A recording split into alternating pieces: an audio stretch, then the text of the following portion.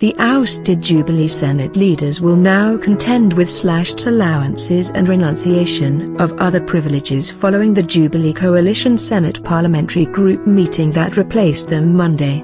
The PG meeting, chaired by President Kenyatta, ousted Mr. Kipchumba Murkomen, Majority Leader, and Susan Kihika, Majority Chief Whip, and replaced them with West Pokot Senator Samuel Pogizio and Morangaziang Ukangata, respectively. Mr. Murkomen and Ms. Kihika are now faced with the reality of losing the hefty perks that come by virtue of those offices. The leaders, who now serve as Elgeyo Marakwet and Nakuru senators, respectively, had been entitled to higher pay packages compared to their colleagues, enhanced security and vehicles paid for by the government. They will also lose offices and extra staff who were fully paid by the Public Service Commission.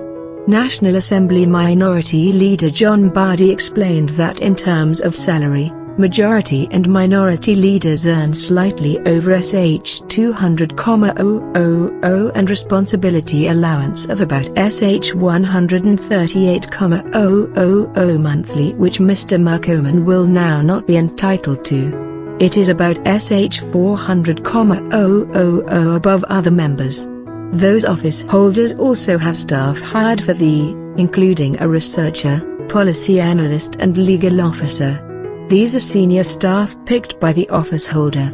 There is also a secretary, personal assistant and an office assistant, Mr. Mbadi said.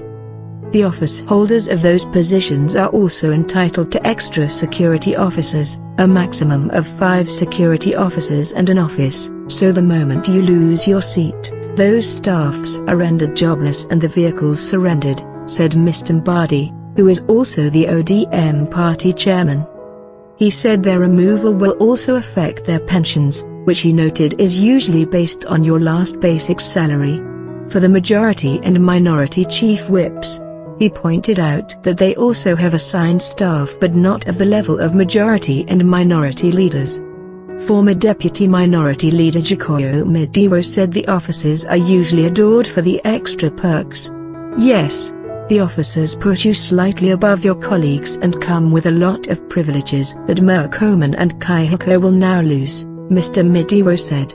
Jubilee Vice Chairman David Murath defended the removal of Mr. Murkomen and Ms. Kihika over what he termed as opposing party positions and policies in the Senate.